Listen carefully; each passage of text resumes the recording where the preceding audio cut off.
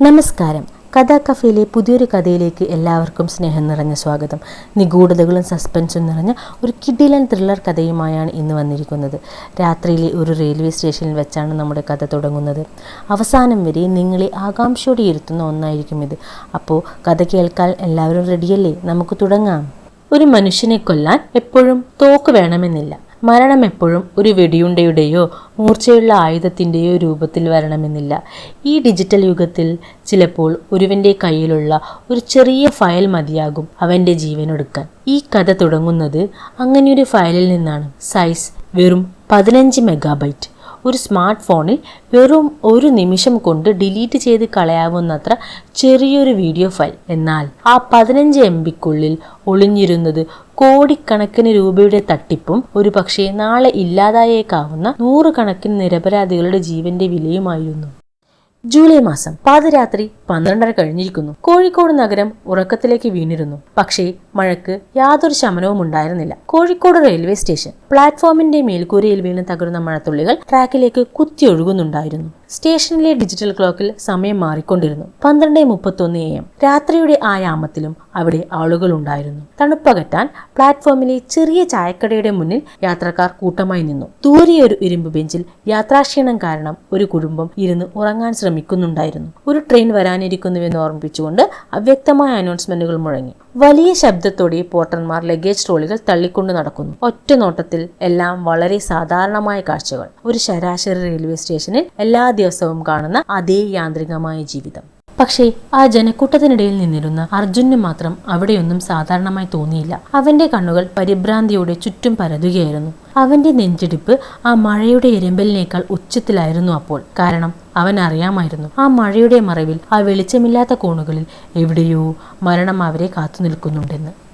അർജുൻ മൂന്നാമത്തെ തവണയും പോക്കറ്റിൽ നിന്ന് ഫോൺ എടുത്ത് ഒരു നമ്പറിലേക്ക് വിളിക്കാൻ ശ്രമിച്ചു. പക്ഷേ കോൾ കണക്ട് ആയില്ല. മഴക്കാറുകൾ ആകാശത്തെ മാത്രമല്ല അവരുടെ അവസാന പ്രതീക്ഷകളെയും മൂടിയിരുന്നു. സ്ക്രീനിലെ സിഗ്നൽ ബാറുകൾ പൂർണ്ണമായും അപ്രത്യക്ഷമായിരുന്നു. അവിടെ നോ സർവീസ് എന്ന് തെളിഞ്ഞു കിടന്നു. നിരാശയോടെയും അതിലേറെ ഭയത്തോടെയും അവൻ ആ ഫോൺ പോക്കറ്റിലിട്ടു. അത് കണ്ടപ്പോൾ തൊട്ടടുത്തു നിന്നിരുന്ന മീര ചോദിച്ചു, "ഇപ്പോഴും കിട്ടിയില്ലേ?" ഇല്ല എന്ന അർത്ഥത്തിൽ അവൻ വെറുതെ തലകുലുക്കി. എന്തു മറുപടി പറയണമെന്നോ ഇനി എങ്ങോട്ട് പോകണമെന്നോ അവൻ അറിയില്ലായിരുന്നു. മീര തന്റെ കയ്യിലുണ്ടായിരുന്ന മറ്റൊരു ഫോൺ ഒന്നുകൂടി മുറുക്കി പിടിച്ചു. വിറക്കുന്ന ആ കൈകളിൽ നിന്നും അത് താഴെ വീണുപോകാതിരിക്കാൻ അവൾ പരമാവധി ശ്രമിക്കുന്നുണ്ടായിരുന്നു. കാരണം ആ ഫോണിലാണ് ആ വീഡിയോ ഉള്ളത്. അവർ രണ്ടുപേരും ജീവൻ പണയം വെച്ചെടുത്ത തെളിവ്. ആ വലിയ മൈനിങ് കമ്പനിയുടെ തനി നിറം പുറത്തു കൊണ്ടുവരാനുള്ള ഒരേയൊരു ആയുധം. ഇതുവരെ അത് ആരുടെയും കയ്യിൽ എത്തിയിട്ടില്ല. നിയമപാലകരുടെ സുരക്ഷിതമായ കൈകളിൽ അതെത്തും മുമ്പ് അവരെ എങ്ങനെയെങ്കിലും കണ്ടെത്താനാണ് ചിലർ ശ്രമിക്കുന്നത്. പണവും സ്വാധീനവും ഉപയോഗിച്ച് അവരെ വേട്ടയാടാൻ ഇറങ്ങിയവർ. അർജുൻ പതുക്കെ ചുറ്റും നോക്കി. ഓരോ മുഖങ്ങളെയും അവൻ സംശയത്തോടെ നിരീക്ഷിച്ചു. അപ്പോഴാണ് വീണ്ടും അവരെ കണ്ടത്.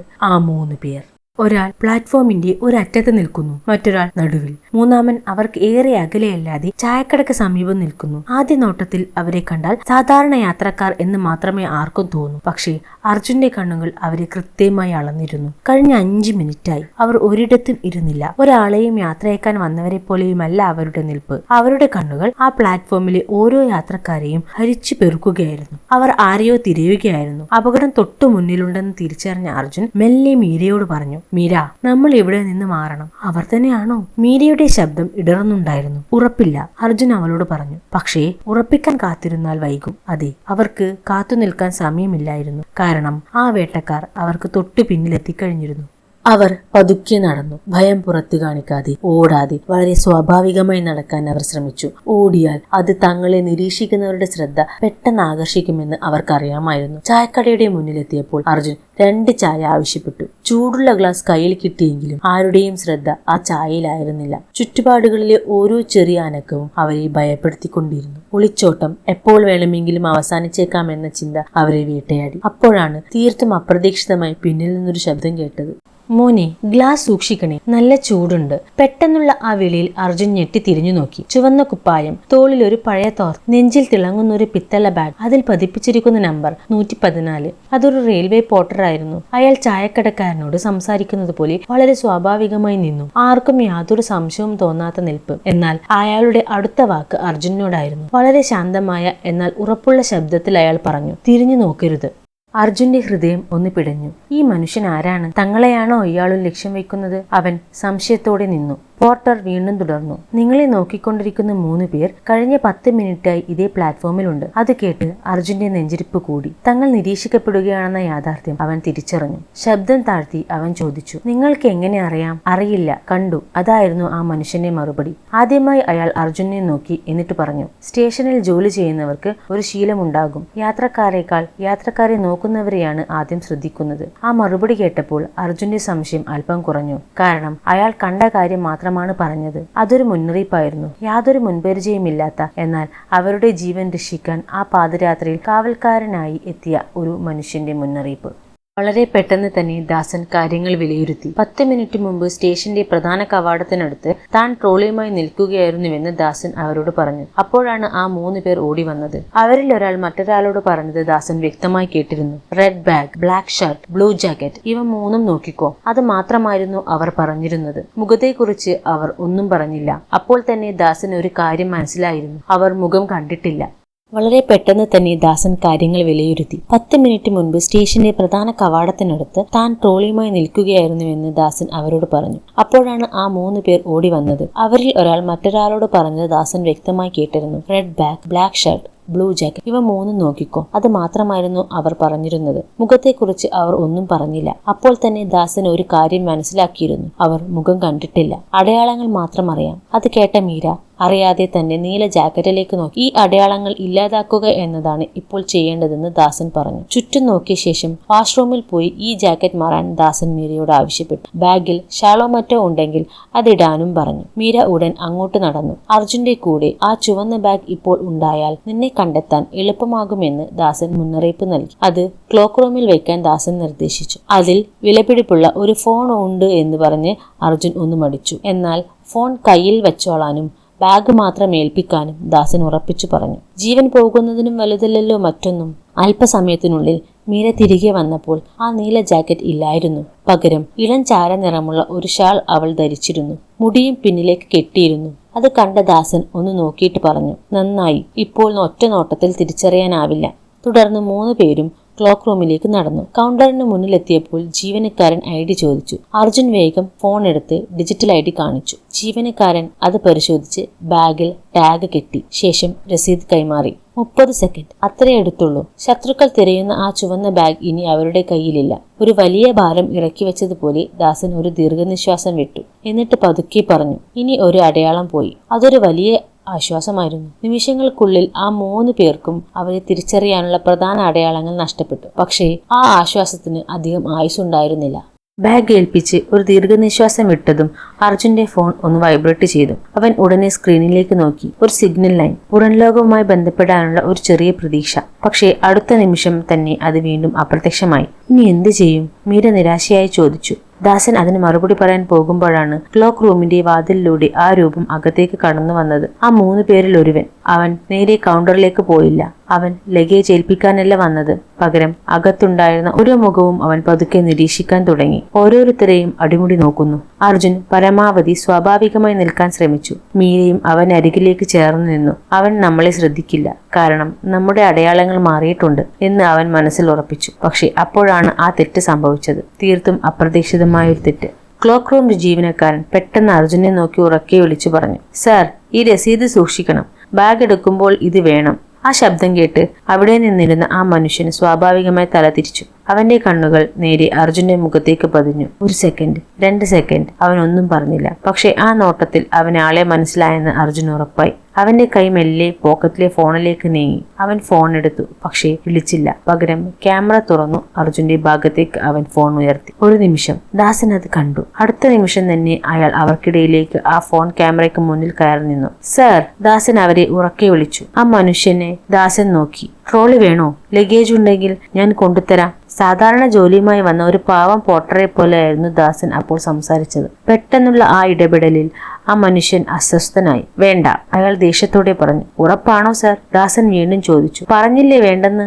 അയാൾ വീണ്ടും ദേഷ്യപ്പെട്ടു. അത്രയും സമയത്തിനുള്ളിൽ ആ ചെറിയ ആശയക്കുഴപ്പത്തിനിടയിൽ അർജുനും മീരയും പതുക്കെ കൗണ്ടറിൽ നിന്ന് പിന്മാറി പുറത്തേക്ക് നടന്നു. ദാസനും അവരുടെ പിന്നാലെ നടന്നു. അവർ ക്ലോക്ക് റൂമിൽ നിന്ന് പുറത്തു വന്നപ്പോൾ മാത്രമാണ് അർജുൻ ചോദിച്ചത്, അയാൾ ഫോട്ടോ എടുക്കാൻ വന്നതാണോ? ഉറപ്പില്ല, പക്ഷേ റിസ്ക് എടുക്കാൻ പറ്റില്ല എന്നായിരുന്നു ദാസന്റെ മറുപടി. അതൊരു വലിയ രക്ഷപ്പെടലായിരുന്നു. പക്ഷേ മീരയുടെ ശബ്ദം അപ്പോഴും വിറക്കുന്നുണ്ടായിരുന്നു. ഇനി എന്തു ചെയ്യും എന്ന് അവൾ ചോദിച്ചു. അതിന് മറുപടി പറയാൻ ദാസൻ നേരെ സ്റ്റേഷന്റെ പ്രധാന ഹാളിലേക്ക് നടന്നു. സ്റ്റേഷൻ മാസ്റ്ററുടെ ഓഫീസിലേക്ക് പോയാൽ ശരിയാകില്ലെന്ന് ദാസൻ അവരോട് പറഞ്ഞു. കാരണം അവർ നമ്മളെ പിന്തുടരുന്നുണ്ടെങ്കിൽ നമ്മൾ പോകുന്ന സ്ഥലം അവർക്കും മനസ്സിലാകും. അവർ വീണ്ടും സാധാരണ യാത്രക്കാരെ പോലെ നടന്നു. ഒരു ബെഞ്ചിന് സമീപം നിന്നപ്പോൾ മീരയുടെ ഫോൺ പെട്ടെന്ന് ഒന്ന് തെളിഞ്ഞു. നെറ്റ്വർക്ക്, ഒരു വര. ഒരു നിമിഷത്തേക്ക് അവർക്കൊരു വലിയ പ്രതീക്ഷ തോന്നി. അർജുൻ പെട്ടെന്ന് ഫോൺ വാങ്ങി CBIയുടെ സുരക്ഷിത പോർട്ടലിന്റെ വിലാസം തുറന്നു. ആ 15 MB ഫയൽ അയക്കാൻ പേജ് തുറക്കാൻ തുടങ്ങിയപ്പോൾ വീണ്ടും നെറ്റ്വർക്ക് നഷ്ടമായി. സ്ക്രീനിൽ ഒരു വരി മാത്രം തെളിഞ്ഞു. Waiting for network. അർജുൻ നിരാശയോടെ ഫോൺ താഴ്ത്തി. ഫയലിന്റെ വേറെ കോപ്പിയുണ്ടോ എന്ന് ദാസൻ ചോദിച്ചപ്പോൾ അതൊന്നേ ഉള്ളൂ എന്ന് അവർ മറുപടി നൽകി. ദാസൻ ഒരു നിമിഷം കണ്ണുകൾ അടച്ചു. പിന്നെ മെല്ലെ പറഞ്ഞു, അപ്പോൾ രക്ഷിക്കേണ്ടത് നിങ്ങളെയല്ല, ആ ഫോണാണ്. ആ വാക്കിന്റെ അർത്ഥം അവർക്ക് മനസ്സിലായി. അവർ പിടിക്കപ്പെട്ടാലും തെളിവ് രക്ഷപ്പെട്ടാൽ കേസ് ജീവിക്കും. തെളിവ് പോയാൽ എല്ലാം അവസാനിക്കും. ആദ്യം സുരക്ഷ, പിന്നെ തെളിവ്. അവർ RPF ഹെൽപ്പ് ഡെസ്കിലേക്ക് നടക്കാൻ തീരുമാനിച്ചു. അവർ നടന്നു. RPF ഹെൽപ്പ് ഡെസ്ക് ഇനി 30 മീറ്റർ ദൂരെ മാത്രം. 20, 15, 10. സുരക്ഷിതമായ ആ താവളത്തിലേക്ക് എത്താൻ വെറും 10 മീറ്റർ മാത്രം ബാക്കി നിൽക്കെയാണ് അപ്രതീക്ഷിതമായി പിന്നിൽ നിന്ന് ഒരാൾ ഉറക്കെ വിളിച്ചത്. അർജുൻ! ആ വിളി കേട്ട് അറിയാതെ അർജുൻ തിരിഞ്ഞു നോക്കിപ്പോയി. ഒരു സെക്കൻഡ്, അതിലും കുറഞ്ഞ സമയം. പക്ഷേ അവന്റെ ജീവിതത്തിൽ അവൻ ചെയ്ത ഏറ്റവും വലിയ തെറ്റായിരുന്നു അത്. കാരണം ആ സ്റ്റേഷനിൽ അവന്റെ പേരറിയുന്നത് അവരുടെ പിന്നാലെയുള്ള ആ കൊലയാളികൾക്ക് മാത്രമായിരുന്നു. തിരിഞ്ഞു നോക്കിയ അർജുന്റെ കണ്ണുകൾ ഉടക്കിയത് പിന്നിൽ നിന്നിരുന്ന ആ മനുഷ്യനിലാണ്. ആ മനുഷ്യന്റെ മുഖത്ത് ഒരു ചെറിയ ചിരി തെളിഞ്ഞു. അവന് ആളെ ഉറപ്പായി കഴിഞ്ഞു. അടുത്ത നിമിഷം ദാസൻ അർജുന്റെ കയ്യിൽ മുറുക്കെ പിടിച്ചു. നടക്കൂ, അയാൾ പറഞ്ഞു. അവർ ഓടിയില്ല. ഓടിയാൽ അത് തങ്ങളെ പിന്തുടരുന്നവർക്കും ഉറപ്പാകുമെന്ന് ദാസൻ അറിയാമായിരുന്നു. സാധാരണ യാത്രക്കാരെ പോലെ തന്നെ അവർ RPF ഹെൽപ്പ് ഡെസ്കിലേക്ക് വേഗത്തിൽ നടന്നു. പിന്നിൽ ആ 3 പേരും വേഗം കൂട്ടി. അപ്പോൾ അവരുടെ ഇടയിൽ ഏകദേശം 25 മീറ്റർ ദൂരം മാത്രമായിരുന്നു ഉണ്ടായിരുന്നത്.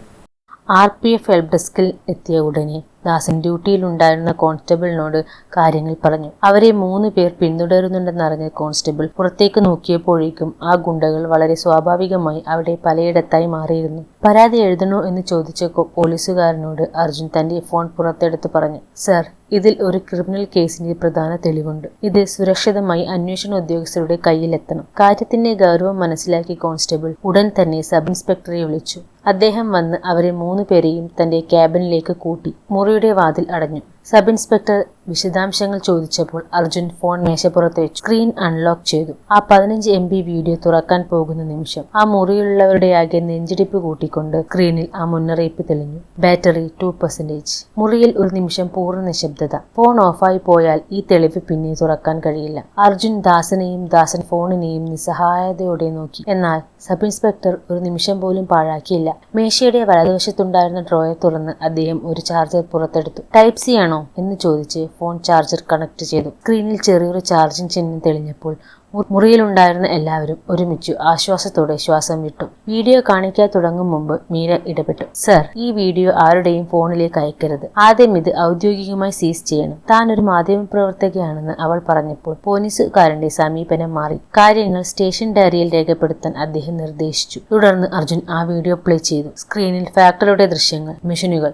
വ്യാജ ബാച്ച് നമ്പറുകൾ ഒട്ടിക്കുന്നത്. അതിനുശേഷം ഒരു ജീവനക്കാരൻ പറയുന്ന വ്യക്തമായ ശബ്ദം കേൾക്കാം. ഈ ബാച്ച് പുറത്തേക്ക് വിടൂ. ടെസ്റ്റ് റിപ്പോർട്ട് പിന്നീട് അയക്കാം. അതൊരു സാധാരണ കേസ് അല്ലെന്ന് സബ് ഇൻസ്പെക്ടർ ഉറപ്പാക്കി. അദ്ദേഹം ഉടനെ ഫോൺ എടുത്ത് ഡിവിഷണൽ സെക്യൂരിറ്റി കമ്മീഷണറെ വിവരമറിയിച്ചു. അതേസമയം പ്ലാറ്റ്ഫോമിൽ നിന്നിരുന്ന ആ 3 പേരിൽ ഒരാൾക്ക് ഒരു ഫോൺ കോൾ വന്നു. മറുതലക്കൽ നിന്നും അവൻ കേട്ടത് ഒരു വാചകം മാത്രമാണ്. അവർ വീഡിയോ കാണിച്ചു കഴിഞ്ഞു. അത് കേട്ടതോടെ അവന്റെ മുഖത്തെ ശാന്തത പൂർണ്ണമായി മാറി. ഇനി അവിടെ നിൽക്കുന്നത് അപകടമാണെന്ന് മനസ്സിലാക്കി അവർ പുറത്തേക്ക് നടക്കാൻ തുടങ്ങി. പക്ഷേ സിവിൽ ഡ്രസ്സിൽ ഉണ്ടായിരുന്ന 2 RPF ഉദ്യോഗസ്ഥർ തങ്ങളെ പിന്തുടരുന്നുണ്ടെന്ന് അവർ അറിഞ്ഞിരുന്നില്ല. സമയം രാത്രി 1:18. RPF ഓഫീസിൽ ആരും സംസാരിച്ചില്ല. മേശപ്പുറത്ത് കിടന്നിരുന്ന ഫോൺ ചാർജ് ഇപ്പോൾ 5%-ലെത്തിയിരിക്കുന്നു. തെളിവ് സുരക്ഷിതമായി പോലീസിനെ ഏൽപ്പിച്ചതിന്റെ ആശ്വാസത്തിൽ മീര പതുക്കെ ചോദിച്ചു, ഇനി പേടിക്കേണ്ട കാര്യമില്ലല്ലോ? പക്ഷേ മറുപടി പറഞ്ഞ ദാസനായിരുന്നു. ഇപ്പോഴാണ് കൂടുതൽ ശ്രദ്ധിക്കേണ്ടത്. ദാസൻ അവരെ ഓർമ്മിപ്പിച്ചു. അവർക്ക് വീഡിയോ നിങ്ങളുടെ കയ്യിലുണ്ടെന്ന് അറിയാമായിരുന്നു. അത് പോലീസിന്റെ കയ്യിലാണെന്ന് ഇപ്പോൾ അവർക്കറിയാം. അടുത്ത നീക്കം എന്തായിരിക്കുമെന്ന് പറയാൻ പറ്റില്ല. അതേസമയം കൺട്രോൾ റൂമിൽ പോയിരുന്ന സബ് ഇൻസ്പെക്ടർ തിരികെ വന്നു. അദ്ദേഹത്തിന്റെ കയ്യിൽ സ്റ്റേഷനിലെ CCTV ദൃശ്യങ്ങളുടെ പ്രിന്റൌട്ടുകൾ ഉണ്ടായിരുന്നു. അർജുൻ ആകാംക്ഷയോടെ മുന്നോട്ട് ചാഞ്ഞിരുന്ന് ചോദിച്ചു, എന്തെങ്കിലും കിട്ടിയോ? കിട്ടി. നിങ്ങൾ കരുതിയതല്ല. എന്ന് പറഞ്ഞുകൊണ്ട് അദ്ദേഹം പ്രിന്റുകൾ മേശപ്പുറത്ത് വെച്ചു. അത് സ്റ്റേഷന്റെ പ്രവേശന കവാടത്തിലെ ദൃശ്യമായിരുന്നു. രാത്രി 12:09 ആദ്യമായി സ്റ്റേഷനിലേക്ക് കയറി വന്നത് അർജുനും മീരയുമാണ്. അവരുടെ പിന്നിൽ ആരും ഉണ്ടായിരുന്നില്ല. അടുത്ത ചിത്രം വെച്ചുകൊണ്ട് സബ് ഇൻസ്പെക്ടർ പറഞ്ഞു, 12:16 ആ 3 പേരും സ്റ്റേഷനിലേക്ക് കയറുന്നു. അതായത് അവർ അർജുനെയും മീരയും പിന്തുടർന്ന് വന്നവരല്ല. 7 മിനിറ്റിന് ശേഷം അവർ കൃത്യമായി സ്റ്റേഷനിലെത്തിയതാണ്. മുറിയിൽ പെട്ടെന്ന് നിശബ്ദത തളം കെട്ടി. അപ്പോൾ ഞങ്ങൾ ഇവിടെ ഉണ്ടെന്ന് അവർ എങ്ങനെ അറിഞ്ഞു? മീര മെല്ലെ ചോദിച്ചു. സബ് ഇൻസ്പെക്ടർ മൂന്നാമത്തെ ചിത്രമെടുത്തു. 12:14 അർജുൻ പ്ലാറ്റ്ഫോമിൽ നിന്ന് ആരെയോ വിളിക്കാൻ ശ്രമിക്കുന്ന ദൃശ്യം. അഡ്വക്കേറ്റ് നിഖിലിനെയാണ് വിളിച്ചതെന്നും എന്നാൽ കോൾ പോയില്ലെന്നും അർജുൻ പറഞ്ഞു. ഈ വീഡിയോ എടുത്ത കാര്യം നിങ്ങൾ രണ്ടുപേരും ആ അഭിഭാഷകനുമല്ലാതെ മറ്റാർക്കെങ്കിലും അറിയാമായിരുന്നു? സബ് ഇൻസ്പെക്ടർ ചോദിച്ചു. അർജുൻ ഉടനെ ഇല്ലെന്ന് പറഞ്ഞു. പക്ഷേ മീര മാത്രം മിണ്ടിയില്ല. മീരയുടെ മുഖം വിളറി വെളുത്തിരുന്നു. ഞാനൊരു തെറ്റ് ചെയ്തു, മീര വിറയ്ക്കുന്ന ശബ്ദത്തിൽ പറഞ്ഞു. മുറിയിൽ എല്ലാവരും അവളെ നോക്കി. ഫാക്ടറിയിൽ നിന്ന് ഇറങ്ങിയപ്പോൾ എന്റെ ഓഫീസ് എഡിറ്റർക്ക് ഒരു മെസ്സേജ് അയച്ചിരുന്നു. ഞങ്ങൾക്ക് തെളിവ് കിട്ടി, കോഴിക്കോട്ടേക്ക് പോകുന്നു, നെറ്റ്വർക്ക് കിട്ടിയാൽ വിളിക്കാം. ആ മെസ്സേജ് ഡെലിവർ ആയിരുന്നു എന്ന് അവൾ പറഞ്ഞപ്പോൾ അർജുൻ ഞെട്ടിപ്പോയി. ആ മെസ്സേജ് ആരുടെയെങ്കിലും കയ്യിലെത്തിയോ, അതോ ആരുടെയെങ്കിലും ഫോണിൽ നിന്ന് ചോർന്നോ എന്ന് പരിശോധിക്കണമെന്ന് സബ് ഇൻസ്പെക്ടർ പറഞ്ഞു. അതേ നിമിഷം അദ്ദേഹത്തിന്റെ വയർലെസ് മുഴങ്ങി. സർ, ആ വെളുത്ത SUV നഗരപരിധി വിട്ടിട്ടില്ല. അത് ഇപ്പോൾ റെയിൽവേ സ്റ്റേഷനിൽ നിന്ന് 2 കിലോമീറ്റർ അകലെയുണ്ട്. സബ് ഇൻസ്പെക്ടർ പതുക്കെ ജനലിലൂടെ പുറത്തേക്ക് നോക്കി. മഴ ഇപ്പോഴും അവസാനിച്ചിരുന്നില്ല. അദ്ദേഹം വളരെ ശാന്തനായി പറഞ്ഞു, അവർ പോയിട്ടില്ല, കാത്തിരിക്കുകയാണ്. സമയം രാത്രി 2:07. പുറത്ത് മഴ കുറഞ്ഞു. സ്റ്റേഷനിലെ തിരക്കും കുറഞ്ഞു. പക്ഷേ RPF ഓഫീസിനുള്ളിലെ ടെൻഷൻ കൂടുകയായിരുന്നു. പെട്ടെന്ന് സബ് ഇൻസ്പെക്ടറുടെ ഫോൺ വീണ്ടും ശബ്ദിച്ചു. കോൾ എടുത്ത് അദ്ദേഹം ശ്രദ്ധയോടെ കേട്ടു. ശരി, ഞാൻ താഴേക്ക് വരാം. കോൾ കട്ട് ചെയ്ത ശേഷം അദ്ദേഹം എല്ലാവരെയും നോക്കി പറഞ്ഞു, ക്രൈംബ്രാഞ്ച് ഓഫീസർ എത്തിയിട്ടുണ്ട്. അത് കേട്ടതും അർജുൻ വലിയൊരു ആശ്വാസത്തോടെ ശ്വാസം വിട്ടു. പക്ഷേ ദാസൻ ഒന്നും പറഞ്ഞില്ല. അദ്ദേഹത്തിൻ്റെ നോട്ടം ആ വാതിലിലായിരുന്നു. 2 മിനിറ്റിന് ശേഷം വാതിൽ തുറന്നു. സിവിൽ ഡ്രസ്സിൽ ഒരാൾ അകത്തു വന്നു. കഴുത്തിൽ ID കാർഡ്, കയ്യിൽ ഫയൽ. ഞാൻ ക്രൈംബ്രാഞ്ചിൽ നിന്നാണ്, അയാൾ പറഞ്ഞു. സബ് ഇൻസ്പെക്ടർ എഴുന്നേറ്റ് അയാൾക്ക് കൈ കൊടുത്തു. വരൂ സർ. അയാൾ നേരെ അർജുൻ്റെ അടുത്തേക്ക് നടന്നു. ഫോൺ എവിടെയാണ്? അയാളുടെ ചോദ്യം അതായിരുന്നു. സബ് ഇൻസ്പെക്ടറുടെ മേശയിൽ വിരൽ ചൂണ്ടി. തെളിവ് കവർ അവിടെ ഉണ്ടായിരുന്നു. ആ ഉദ്യോഗസ്ഥൻ അത് കയ്യിലെടുക്കാൻ ശ്രമിച്ചപ്പോൾ അതുവരെ മിണ്ടാതിരുന്ന ദാസൻ ആദ്യമായി സംസാരിച്ചു. സർ. എല്ലാവരും ഞെട്ടി ദാസനെ നോക്കി. ഒരു കാര്യം ചോദിക്കട്ടെ? ആ ചോദ്യം കേട്ട് ആ ഉദ്യോഗസ്ഥൻ ചെറുതായി അസ്വസ്ഥനായി. എന്താണ്? അയാൾ ചോദിച്ചു. ഏത് യൂണിറ്റിൽ നിന്നാണ് വന്നത്? ദാസൻ ചോദിച്ചു. ക്രൈംബ്രാഞ്ച്, അയാൾ വേഗത്തിൽ മറുപടി പറഞ്ഞു. ഏത് യൂണിറ്റ്? ദാസൻ വിട്ടില്ല. ഒരു നിമിഷത്തെ നിശബ്ദതയ്ക്ക് ശേഷം അയാൾ പറഞ്ഞു. കോഴിക്കോട്. ദാസൻ വീണ്ടും ചോദിച്ചു. ആ മനുഷ്യന്റെ മുഖം മാറി. അതൊക്കെ എന്തിനാണ്? അയാൾ ദേഷ്യത്തോടെ ചോദിച്ചു. ദാസൻ ശാന്തനായിരുന്നു. വെറുതെ ചോദിച്ചതാണ്. സബ് ഇൻസ്പെക്ടർ ഇടപെടാൻ ശ്രമിച്ചു. ദാസേട്ടാ. പക്ഷേ ദാസൻ നിർത്തിയില്ല. അയാളെ സൂക്ഷിച്ചു നോക്കിക്കൊണ്ട് ദാസൻ ആ ചോദ്യം എറിഞ്ഞു. സർ, നിങ്ങൾ വന്ന വാഹനം എവിടെയാണ്? ഇത്തവണ ആ മനുഷ്യൻ മറുപടി പറഞ്ഞില്ല. മുറിയിൽ അസ്വാഭാവികമായ നിശബ്ദത. വിയർപ്പ് പൊടിയുന്ന അയാളുടെ മുഖത്തേക്ക് നോക്കി എല്ലാവരും നിന്നു. അപ്പോഴാണ് സബ് ഇൻസ്പെക്ടറുടെ മേശപ്പുറത്തിരുന്ന ഫോൺ മുഴങ്ങിയത്. അദ്ദേഹം ഫോൺ എടുത്തു. ഹലോ. കേട്ടുകൊണ്ടിരുന്ന അദ്ദേഹത്തിന്റെ മുഖം പെട്ടെന്ന് മാറി. അദ്ദേഹം കസേരയിൽ നിന്ന് ചാടി എഴുന്നേറ്റു. എന്ത്? നിങ്ങൾ എവിടെ എത്തി? യഥാർത്ഥ ക്രൈംബ്രാഞ്ച് സംഘം സ്റ്റേഷനിലേക്ക് വന്നുകൊണ്ടിരിക്കുന്നതേയുള്ളൂ. മുറിയിലുള്ളവർ ഒന്നും മനസ്സിലാക്കാതെ സബ് ഇൻസ്പെക്ടറെ നോക്കി. കോൾ അവസാനിച്ചു. സബ് ഇൻസ്പെക്ടർ പതുക്കെ തിരിഞ്ഞു. മുന്നിൽ നിന്നിരുന്ന ആ മനുഷ്യനെ നോക്കി അദ്ദേഹത്തിന്റെ ശബ്ദം കടുപ്പമായി. പിടിക്കപ്പെട്ടുവെന്ന് മനസ്സിലായ ആ മനുഷ്യൻ ഒന്നും പറഞ്ഞില്ല. അദ്ദേഹം വേഗത്തിൽ വാതിലിലേക്ക് നോക്കി.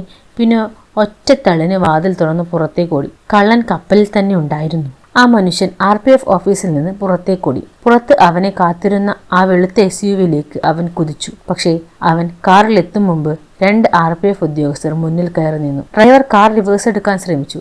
അപ്പോഴേക്കും സ്റ്റേഷന്റെ പ്രവേശന കവാടം ഒരു പോലീസ് ജീപ്പ് അടച്ചു കഴിഞ്ഞിരുന്നു. രക്ഷപ്പെടാൻ വേറെ വഴിയില്ല.